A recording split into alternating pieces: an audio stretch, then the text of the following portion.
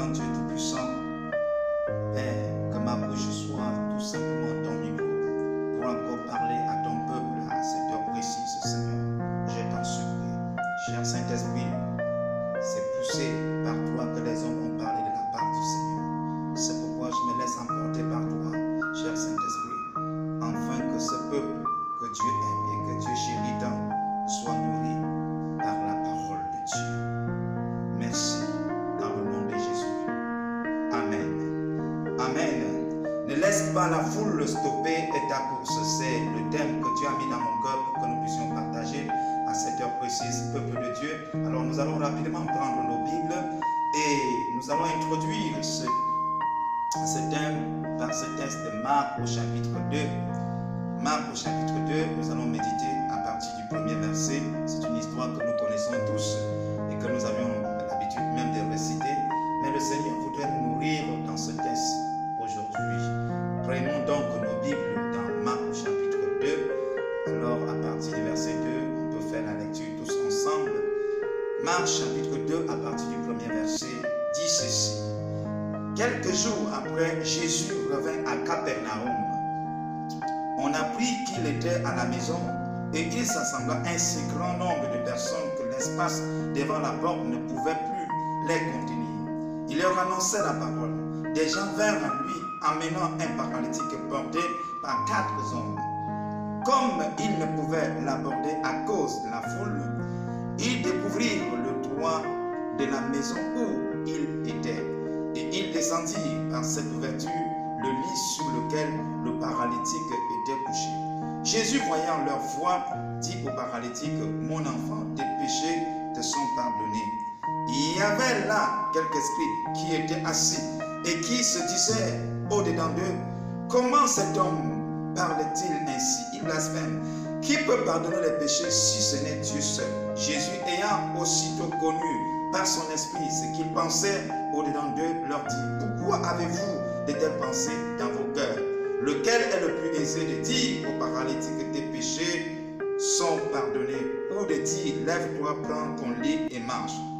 Or, afin que vous sachiez que le Fils de l'homme a sur la terre le pouvoir de pardonner les péchés, je te le donne, dit-il au paralytique, lève-toi, prends ton lit et va dans ta maison.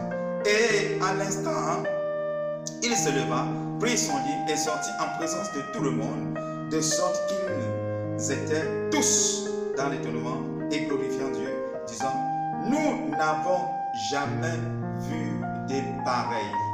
Nous n'avons jamais vu de pareil. Nous n'avons jamais vu de pareil. Vous voyez, lorsque tu ne laisses pas, autant pour moi, la foule stopper ta course, alors tu arriveras là où les gens diront, nous n'avons jamais vu de pareil. Nous n'avons jamais vu de pareil. C'est pour quelqu'un qui a décidé que la foule ne pourra pas stopper sa course. Alors, il est question, bien-aimé au Seigneur, des personnes, lorsqu'ils ont entendu que Jésus était à Capernaum, alors ils vont donc chercher là où était Jésus. Mais la Bible dit que Jésus était dans une maison. Et cette maison doit donc être saturée par des personnes. Jésus était dans la maison. Qu'est-ce que Jésus faisait? Il enseignait ceux qui étaient là. Et lorsque Jésus enseignait ceux qui étaient là, il y en a qui sont quittés de chez eux. Bien nombreux qu'ils étaient, mais ils n'étaient pas à l'intérieur. Ils sont donc restés à l'extérieur, au devant de la porte. Ils étaient là aussi nombreux. Ils se discutaient au devant de la porte. Et voilà, on nous dit qu'il y a aussi un groupe de personnes. On dit des gens, ils vont donc amener un paralytique qui était couché sur un lit. Mais ce paralytique qui était couché sur un lit, il y a 4 personnes. 4 personnes qui portaient le paralytique. Mais néanmoins, il y avait des personnes qui les accompagnaient. Mais la Bible dit que dès lors qu'ils sont arrivés au devant de la porte, il y avait donc une foule. La foule, c'est quoi? La foule, c'était de nombreuses personnes qui se retrouvaient là. Ils n'étaient pas à l'intérieur, mais ils étaient là, pointés à l'entrée même de la maison. Or, au quartier, alors on savait que ces personnes qui se sont déplacées ils sont partis à la rencontre de Jésus-Christ de Nazareth. Mais dès lors qu'ils sont arrivés, ils ont constaté que Jésus était à l'intérieur de la maison. Il y avait certaines personnes qui étaient à l'intérieur de la maison. Alors, bien-aimés dans le Seigneur, alors ceux-là, ils sont restés devant la porte. Vous savez, lorsque ces gens donc amènent ce paralytique, ces gens sont arrivés, ils ont donc trouvé de nombreuses personnes qui étaient à la porte. Mais la Bible dit, alors, ceux qui avaient compris donc qu'ils ne pouvaient pas, que la foule, c'est-à-dire que ces nombreuses personnes qui étaient à l'entrée de la porte, ne pouvaient pas stopper leur course.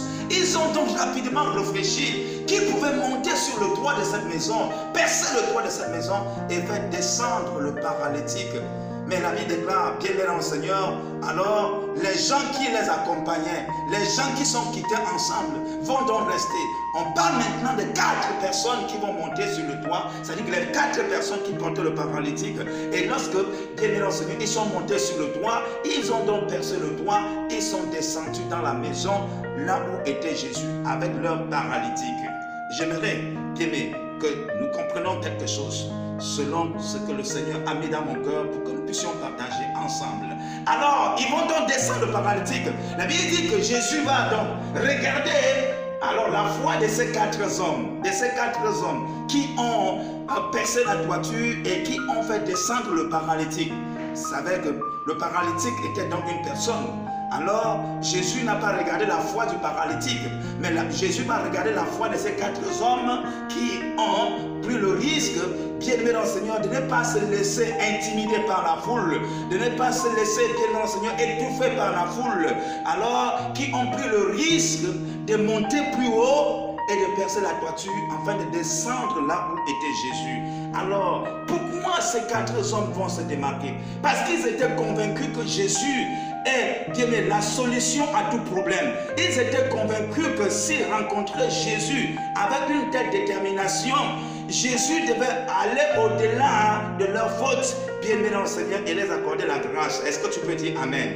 Mes frères, lorsque tu quittes la maison pour dire, moi je m'en vais à l'église, je m'en vais chercher Dieu, mais il faut savoir une chose, il y a des gens qui sont quittés avant toi, et les gens qui sont quittés avant toi, alors bien aimé dans le Seigneur, ils ont toujours tendance à te dire, ils connaissent mieux que toi, comme ils ne sont pas entrés, alors toi aussi tu ne peux pas entrer. Alors ils te diront, c'est que si nous n'avions pas pu faire, ce n'est pas vous qui êtes venus aujourd'hui que vous pouvez faire quelque chose.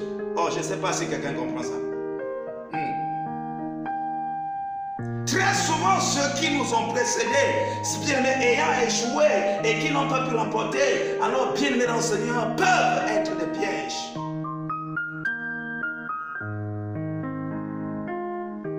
Tu es quitté, tu es convaincu que Jésus-Christ est la solution.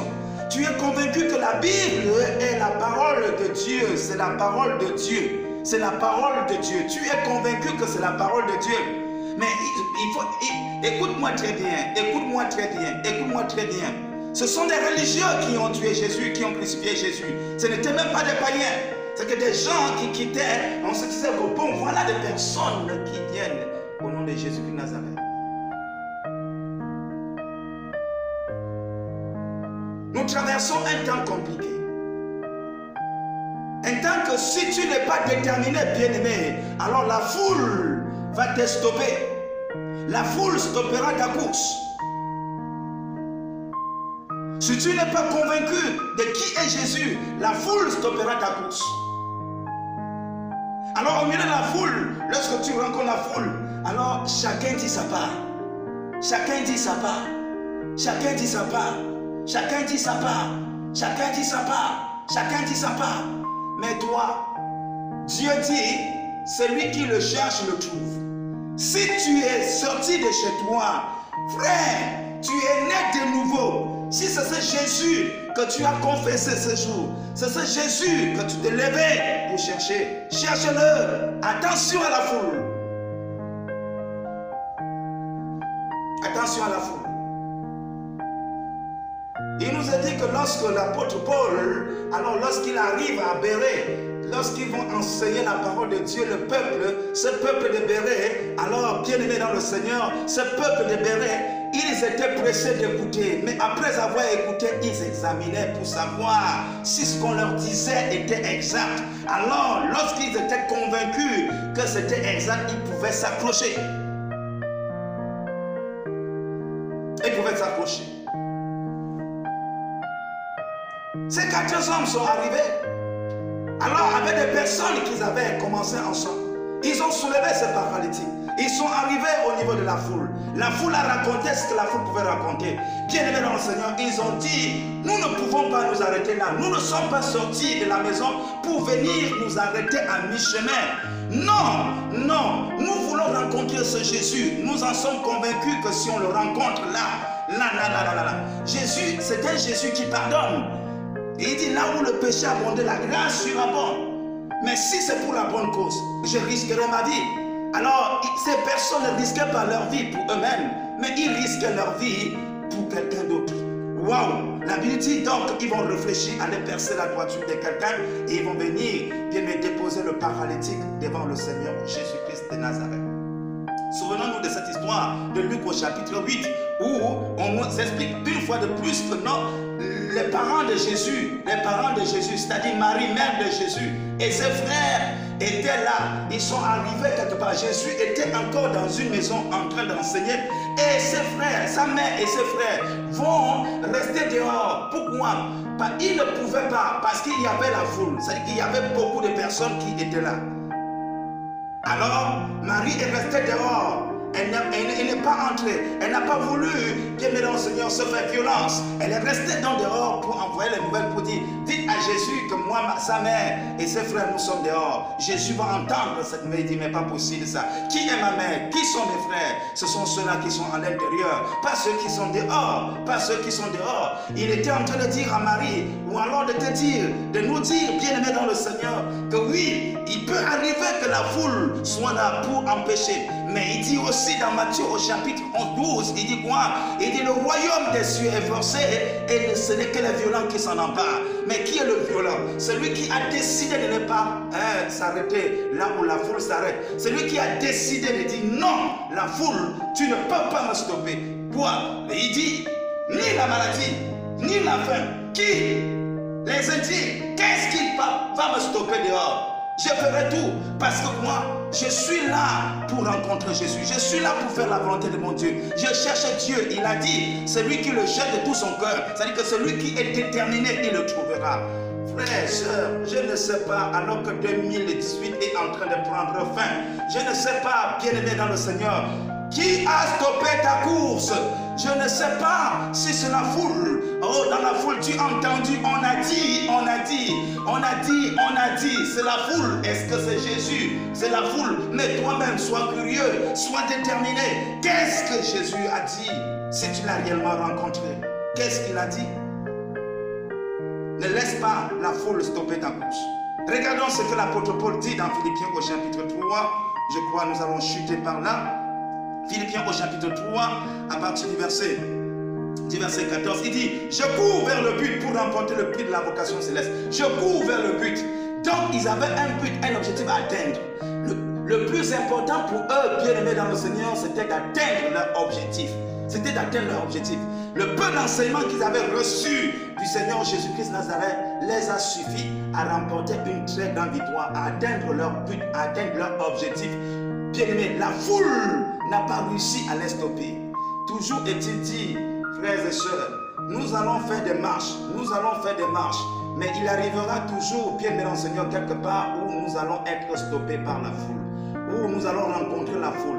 Mais si tu ne te fais pas violence pour te démarquer, alors tu risqueras de penser que comme la foule est venue pour lui, alors là, il aura compassion, il fera clémence et il pourra s'en occuper. Non, Jésus s'en occupe de ceux-là qui sont à l'intérieur et non ceux qui sont à l'extérieur. N'oublie pas que le paralytique dans Actes des Apôtres au chapitre 3, et longtemps il était à la porte. Bien aimé, longtemps il était à la porte. Mais il aurait fallu qu'il entre.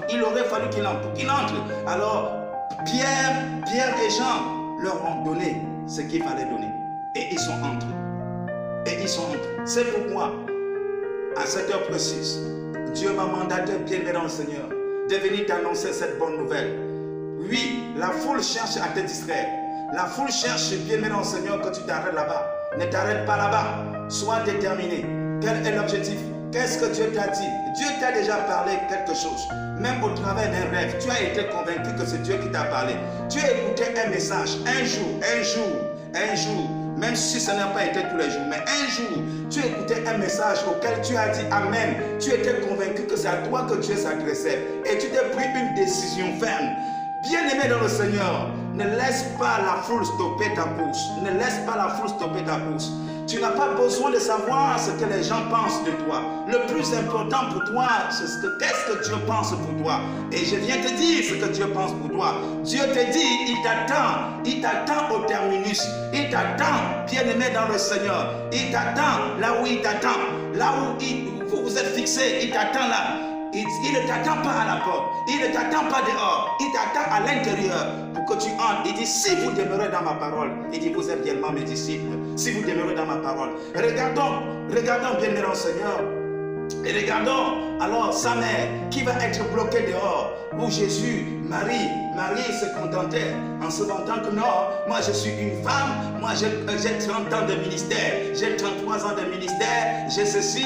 Alors elle se vantait, mais bien elle doit être surprise. La déclaration de notre Seigneur et Sauveur Jésus-Christ de Nazareth, c'est qu'il ne regarde pas le nombre d'années que tu as fait. Tu peux avoir fait 30 ans, 25 ans, bien aimé dans le Seigneur, effoigné, parce que tu n'as pas compris que non, tu ne dois pas t'arrêter là où il y a la foule. Tu n'as pas compris que la foule ne doit pas stopper ta course. Oh Jésus, que le Tout-Puissant, que Dieu nous aide. Que Dieu nous aide. Que Dieu nous aide, peuple de Dieu.